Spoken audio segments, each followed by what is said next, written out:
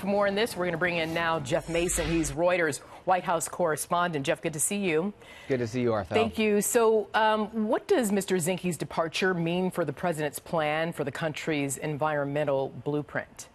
Well, number one, it means the president has to find somebody else. And that's not a huge surprise in terms of looking at the number of people in the cabinet who were vulnerable to being either asked to leave or who were going to leave at the end of this year. He was certainly near or at the top of that list.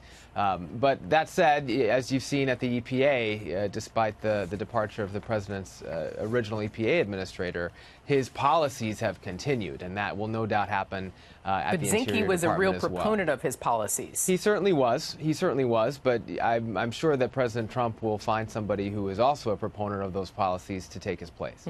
So is this cabinet-level shuffle, Jeff, a negative reflection of Mr. Trump's presidency on any level, or is this cleaning house a positive for his presidency?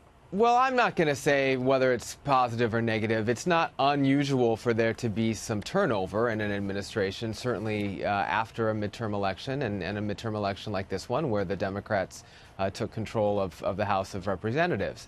And that is certainly one of the reasons why Zinke is probably leaving, because the many challenges and ethical issues that he was facing would have been highlighted even more when the Democrats have subpoena power. So, but that said, it's not unusual for there to be some turnover. There is, however, quite a bit of turnover in President Trump's administration, and has been really from day one. Yeah, it's unprecedented, actually, and we're going to get into it later in this newscast, or a couple hours from now when Eric and I are back. But meanwhile, let's talk about another high-level personnel change, Jeff. Acting White House Chief of Staff, most likely a permanent position, to which Mr. Mulvaney will devote all of his time, while technically, it's my understanding, retaining his OMB title. I mean, do you know anything about that? How will this work, especially given the looming partial government shutdown? Yeah, it's tricky. I mean, this is something that is not something that you see very often, where you hold on to two really high-profile, really big jobs in the administration. This could be Mick Mulvaney's way of kind of preserving an off-ramp for himself if the chief of staff gig doesn't work out very well. It is also, I mean, I think it's worth mentioning, there's a natural sort of there's a natural connection there between being chief of staff and being OMB director, because you work with all of the cabinet agencies. You work with the heads of those cabinets about their budgets. Right, but I mean, maintaining both positions is going to be a tricky job. Yeah. A very tricky job. All right. So meanwhile, of course, as you know, Jeff, the White House Chief of Staff does not require a Senate confirmation. However, considering that confirmation processes for any new cabinet members poised to be contentious, that coupled with the ongoing Mueller probe and investigations by the Southern District of New York, I mean, what's the impact on President Trump's success on the job, as well as his campaign to keep the position?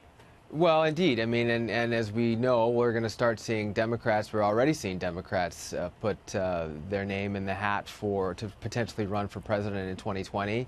We'll see next year, perhaps, if President Trump has a primary challenger. So he'll be looking at, trying to govern, trying to show the American people and his supporters in particular that he's building on or producing the promises that he made as a candidate in 2016, while dealing with all of these other things, the shakeup in his cabinet, with the Mueller investigation, with Democrats being in charge in the House. So it's a lot to juggle.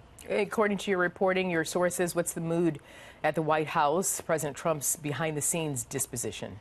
You know, Reuters had an opportunity to interview the president this week, and I was in on that. And his demeanor at the time, it was just an hour or two after that pretty contentious meeting with the Democratic leadership in Congress, and he was in a fine mood. He was calm, perhaps not as jovial as we sometimes have seen him in that setting, but he was calm and straightforward. And as for other people at the White House, look, this is a White House that is accustomed to dealing with crisis. They've had to deal with it really from the very beginning, so it's not that's not new for many of the people who are in the president's orbit. I don't have a sense from working there that people are panicking, but I do think that the president and the people around him are in for a really big shift in January, and they know that that's coming. But it'll be interesting to see how they react when it really is the new reality in Washington of divided government. Okay, we will leave it there. Jeff Mason, White House correspondent for Reuters. Thank you.